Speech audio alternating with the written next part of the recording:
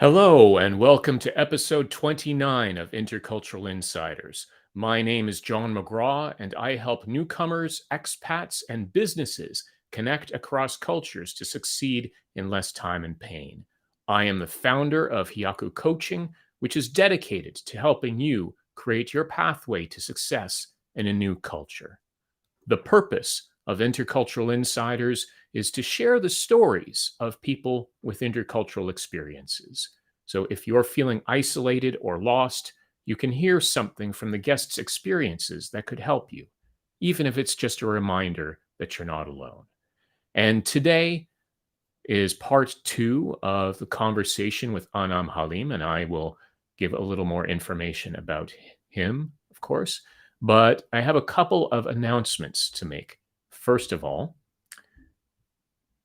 I recently had a conversation with multidisciplinary artist Asim Hussein, who's also known as @student Asim. He's working on a digital letter writing campaign where Canadians can share reflections about hashtag Our London Family for the second year mark of the London terror attack on Islamophobia.io. Our London Family refers to the Pakistani family that was run over by a man with his truck on June 6th, 2021, when the family was out for an evening walk. 4 members died on the scene, and only the youngest child survived. Last year, the letter writing campaign on Islamophobia.io received over 100 letters from coast to coast from children as young as 10 to people in their 80s from various belief backgrounds. Letter writing is an instant way to reflect on this tragedy and create understanding. It's also an action against Islamophobia, religious discrimination, and racism. This campaign is officially recognized by the City of London. So, by following the link in the QR code or in the chat that you can see in YouTube, you can contribute your own letter to reflect on this tragedy. And any and all contributions are important, and this would leave a lasting legacy online. So you can help make the change. Go to Islamophobia.io to write now. Another announcement is for another collaboration that I am doing with Brilliant Minds Group, BMG, Get Along to Get Ahead, Canadian Work Etiquette and Expectations. This is a topic that I have presented on before, and I'll be presenting again online virtually. It's on Saturday, June 3rd at 10 a.m. Eastern Time. Again, this is presented in conjunction with Brilliant Minds Group. It's a free online interactive webinar where you can learn how to use soft skills to make better connections, advocate for ourselves in the Canadian workplace, and adapt to life in Canada while staying true to our cultural identities. So quite important for newcomers and immigrants. So you can discover Canadian workplace culture through examples and interactive discussion, and you can learn how to succeed in less time and pain. And again, the link is over here in this QR code that I'm showing on the screen. You can also find out more information by going to the Brilliant Minds Group page on LinkedIn and see the information on Eventbrite, if you're following them on Eventbrite, to register there. The first 50 spaces are free. After that, it's $25 per space.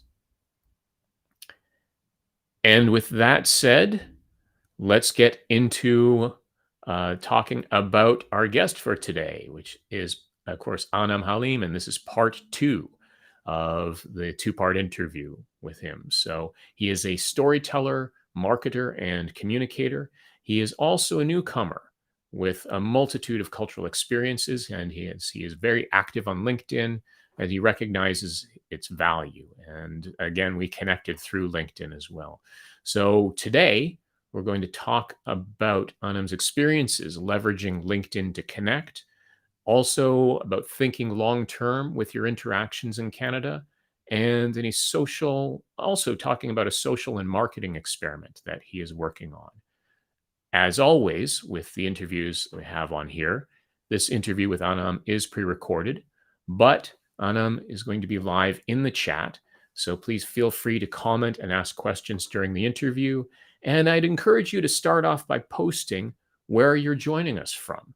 As we've seen in previous weeks, there are plenty of opportunities to network in the chat. So going ahead and putting yourself out there, taking a risk, which of course we'll talk quite a bit about today in the conversation with Anam.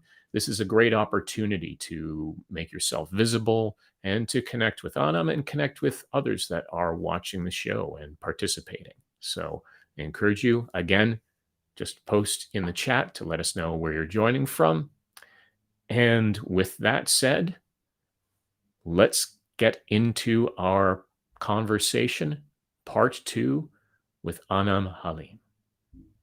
There's one interaction that I had, I think, a few weeks ago. It was a very cold day. I was at a bus stop. I was waiting for my bus and I was the only one there. And I noticed this old lady walking in with lots of bags in her hand.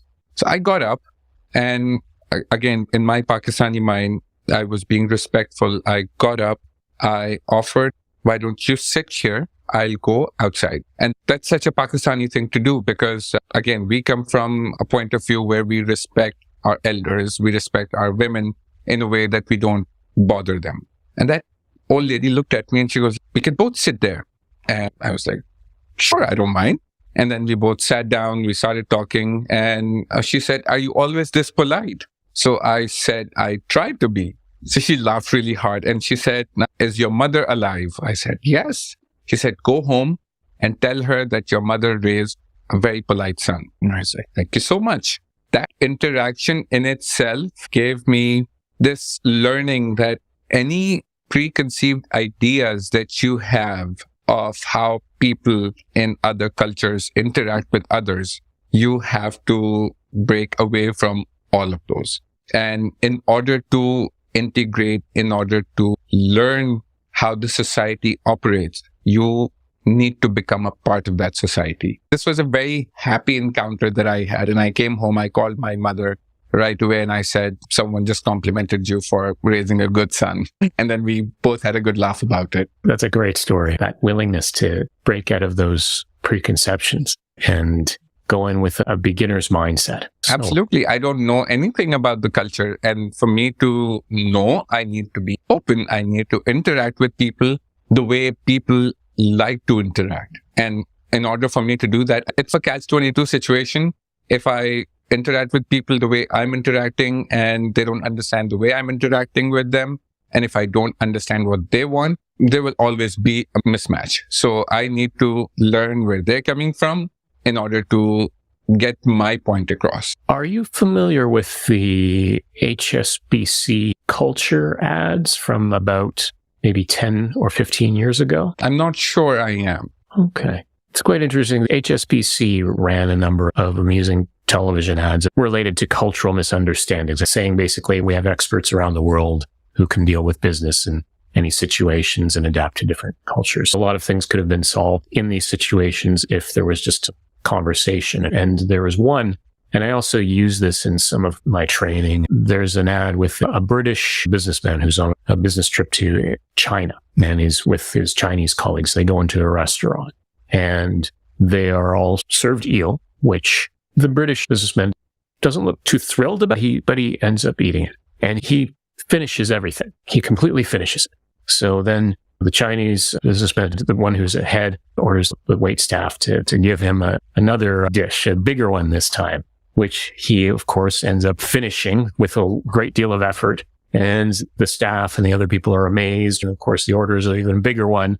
And it's a cultural misunderstanding, which I'm sure you're probably already aware of, but for the audience, similar to Canada, we're taught you're supposed to finish everything on your plate, and that shows respect. But in China and some other similar cultures, it's important to leave a little bit there because then it shows that you've had enough. And if you clean your plate, it gives a suggestion that you haven't had enough. If there had been some communication explaining that, but they didn't, and they just went on their own assumptions. I think I remember this ad now that you mention it. And I think for all who are trying to understand other cultures, this is the this ad is a perfect example of how miscommunication works. What would be some of the advice that you would give to other newcomers? I would highly recommend all the newcomers to, number one, keep an open mind. Don't think of Canada as a transaction that you're making. Think of it as you're building your home and you've come into a new place. Don't expect people to mold their communication styles, mold their culture according to you. Learn how people interact. And my biggest advice to all the newcomers would be to interact with as many people as possible. Because the more you interact, the more you understand and show that willingness to learn. And I think the moment you close yourself off, that's when a lot of issues started happening. Keep yourself open to all the good that this country has to offer. Be open to all the learning opportunities that this country has to offer. Be open to interacting with diverse cultures within the Canadian society. And be a part of a global culture. That's the best advice that I got, and that's the best advice that I'm also going to pass on. One of the things I think that's a positive about Canadian culture, particularly when it comes to online culture, such as forums such as LinkedIn, is that you can start a conversation with virtually anyone, which, depending on your own culture, may feel a bit unnatural if you're used to thinking in terms of hierarchy. But Canada is fairly flat. It's okay to start a conversation with virtually anyone. And as you said, excellent point about not treating it as a transaction, because I think that is something that is very easy to fall into, particularly when networking. And I wouldn't say it's necessarily just a challenge for immigrants or newcomers to Canada. I myself, until fairly recently, within the past couple of years, had a negative image of networking because I was thinking of it purely in transactional terms, whereas it's really about connecting with people and having a better understanding of who they are and appreciating them. And that, of course, can lead to opportunities because you have an understanding, but getting something out of it is not the end in and of itself. It's almost a byproduct, I guess you could say. Absolutely. I think it's not a primary goal to get something out of it. The primary goal is to genuinely connect with the person. And if you do get something out of it, and you rightfully mentioned that it's a byproduct of that interaction. So when it comes to that, to forming the connection and avoiding slipping into it being more transactional, what are some advice that you would have? I'm going to focus mainly on connecting with people on LinkedIn. That's something that's what I've been doing. Number one, before you connect, follow them. Follow what they are doing. Follow what kind of content they're posting and interact with their content. Be meaningful. When I say interact, don't just say things like, oh, great post. Thank you for doing this. Genuinely contribute your point of view in a positive manner. From there, you do connect with them. And when you connect with them, send a personalized note. Why are you connecting with them? And if you do connect with someone without sending a note, they might accept, they might not accept, and they will probably forget about who you are. So you have to use that opportunity to really put out who you are and what is it that you're trying to achieve and why should the person actually engage with you.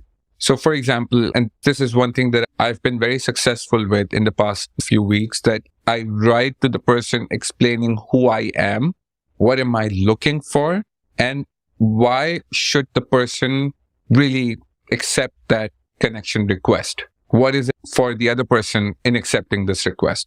I don't necessarily talk about, oh, that I'm looking for a job, or I need this, I need that. I'm genuinely trying to show my interest in who they are. If they are communications marketing professionals, I genuinely go look at their LinkedIn profile. If they have posted content, I interact with them and I find out common grounds that I can talk about, that I can share with them. So that's it. And from there, you start a conversation and keep giving them things that they can benefit from instead of you asking them that I want this. It has to do with what you can do for them. So I think this is how I look at it.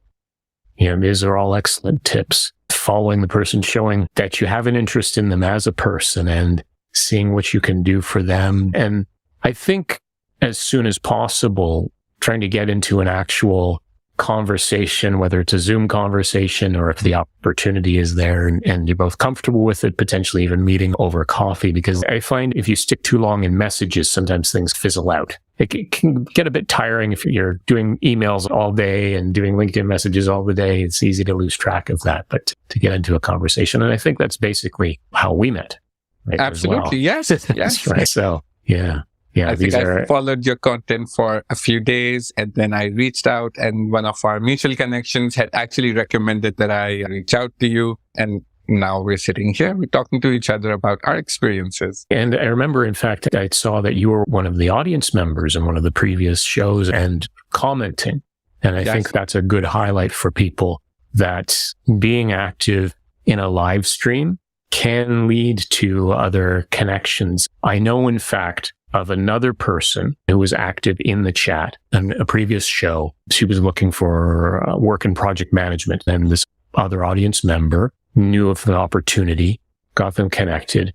And from what I've heard quite recently, they've gotten a job offer after looking for a job for several months. So that's another example of even just showing up and just showing your presence and being active. It might seem a bit scary, commenting in a live stream or putting posts out there, but the worst that's going to happen is people will just ignore you. And if you don't do anything, they're going to ignore you anyways. But if you put yourself out there, you have opportunities to potentially connect with other people who could lead you to opportunities, whether it's just having a great conversation or potentially a job offer of some kind. So it's worth taking that time to do. Yeah, and I think there's this trend that's been going on social media. It's called shoot your shot.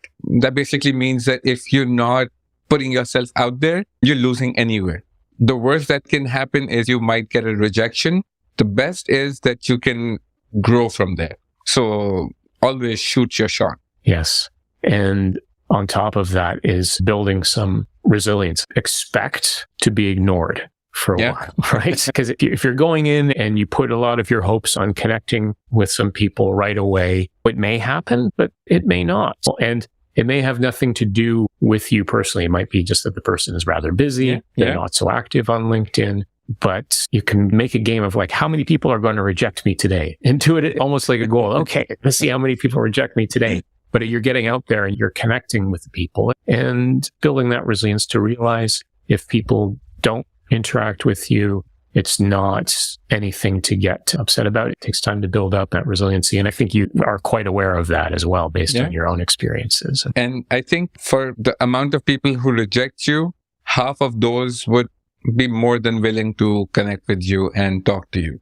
And if half of those rejections are converting into you connecting with people, that's essentially a win for me. Because if you hadn't put yourself out there, you wouldn't have connected with anyone at all. Anyone at all. 50% is better than 0%, right? 0%, absolutely. Is there anything else that you would like to talk about that we haven't touched on yet? I actually want to do an experiment from a marketing point of view. Mostly it's the companies that reach out to potential customers to convert them into loyal consumers or customers. I'm actually thinking of running a marketing campaign about me as a newcomer in the Canadian market and talking about my benefits to the employers. And this is something that I'm actually thinking about. I'm taking this as a branding opportunity to position myself as an attractive, not just employee, but as an attractive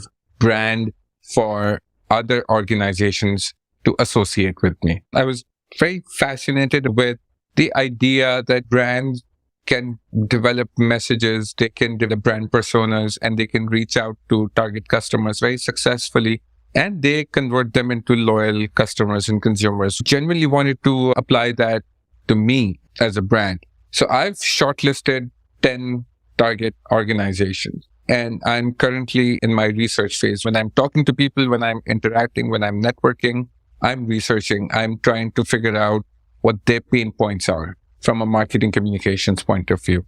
And to address those, I'm developing an extensive list of their answers. And those answers will give me an insight into what those organizations are mainly focused on from a marketing and communications point of view, and how can I come in and help them out? This is where the storytelling aspect comes in. That number one, I need to make sure that my target organizations are my hero. I would position myself as the guide, that I would make sure that I help them out achieving the targets. And then, of course, before I come in as a guide, there has to have a problem. And that's the problem statement I'm trying to figure out for those 10 organizations. From there, once I come in as a guide, I show them that once I'm there, that's how you will win. And that's the aspirational value that I'm trying to create. It's in its infancy stages right now, but I do genuinely want to do this and see how this social experiment works. And especially as a newcomer who has had no connections with Canada. That's a fascinating experiment, and I'm really excited to see where this goes. What do you expect you're going to learn? Number one, the main goal of this is for me to assimilate myself in the Canadian culture. Number one, first and foremost, that's what I want to achieve. Number two, the more visibility I get, the more people I interact with, the more Canada will feel like home to me. Because when you leave your home behind, you literally pack your life in 2 or 4 suitcases and you start from scratch. In order for a new place to be your home, you need to have trusted people around you. That's the second goal. And number 3, at the end of the day, I do want to have a career where I grow myself, where I see myself growing. When this experiment concludes, would it be something that ends when you feel that you've integrated, or is there something that you could do to take it even further? I'm going in with a complete open mind, and this research is going to dictate where the experiment goes. And once the results come in, and if I see something that I can take it to the next step, definitely. But for now, I want to focus on just achieving these 2 objectives so that I stay focused on the outcome.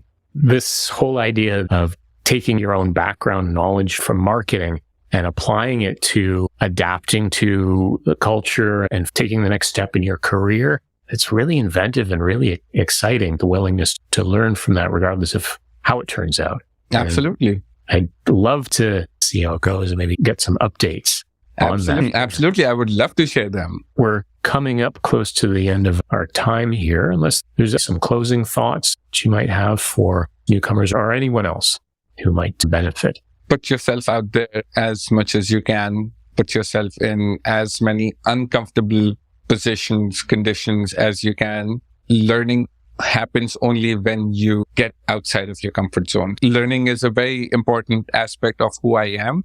And that's something that I would want to share with anyone and everyone around me.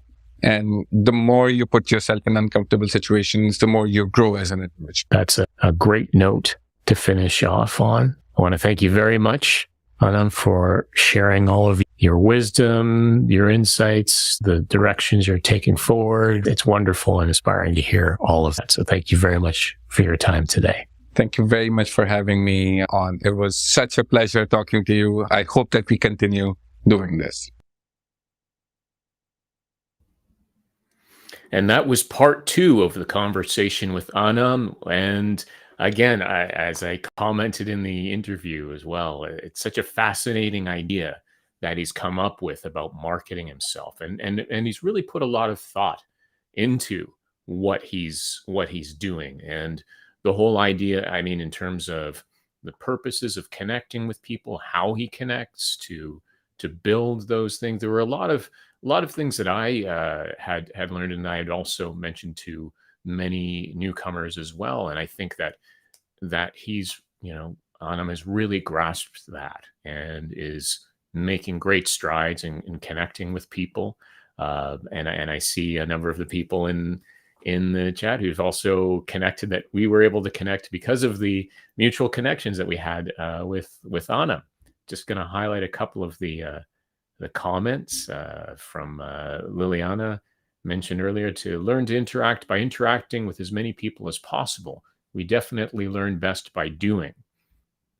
And I would completely agree with that. It's one thing to just talk, but another thing to actually go out and do which again, Anam is a great example of. And another comment from Luna. Luna D is showing up as a LinkedIn user, but that's okay. We know it's Luna.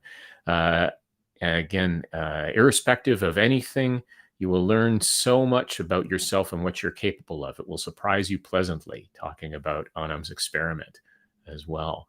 And Luna has a lot of her own experiences that I think would be valuable to share. Perhaps one day we could have a conversation here as well, if she's open to that.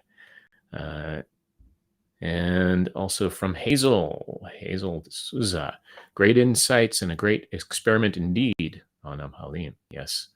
So you could see it's having a lot of, making quite a bit of impressions, just the idea of the experiment that's going on, that Anam is doing about marketing himself as a newcomer. So it's a couple of things I will just mention again that I mentioned earlier about the events that are coming up. So again, for that letter writing campaign about the Our London Family, again, I will share the link for that as well.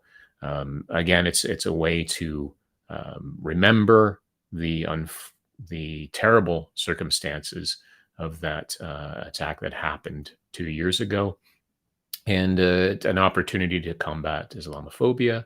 So again, to find out more information about that, just simply check the link over here following the QR code.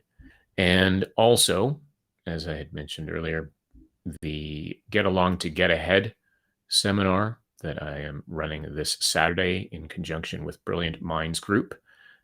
You can attend that virtually. First 50 attendees are free. After that, it is $25 to attend. Again, finding out more, very valuable for newcomers to find out a little bit more about Canadian work etiquette and expectations. And again, the important thing is learning things about the culture without changing yourself and hiding who you are.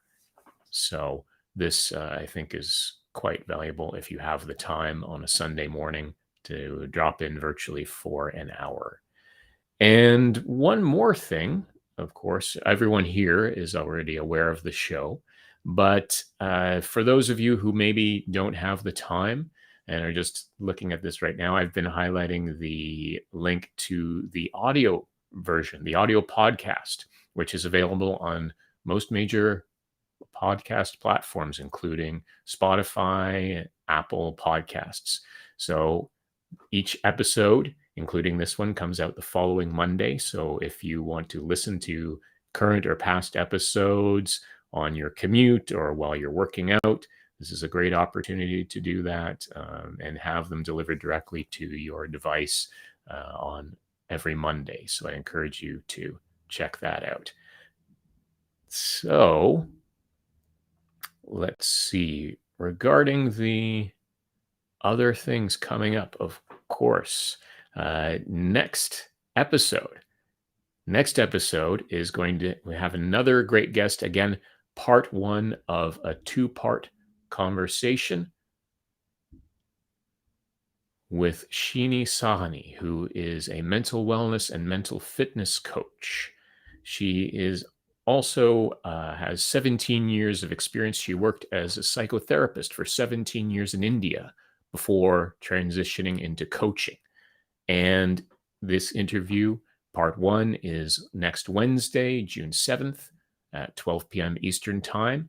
So in this conversation, we talk about Sheeny's early experiences with a learning disability that informed her direction into mental wellness, the usage and overusage of mental health terminology in the mainstream and its impact on society, and the effects of immigration on mental health, because, of course, it can be a very stressful journey going from one culture to another, moving from another country and having to find your place in a society. So he talks quite a bit about that. Sheeny is currently in India, but in fact will be relocating later this year to Canada, to Vancouver. So she is also coming from the perspective of someone who will be moving soon to Canada. So I encourage you to drop in for that. I think she will have a lot to offer. And so make sure until then to keep navigating between cultures towards your goals. Thank you and have a great day.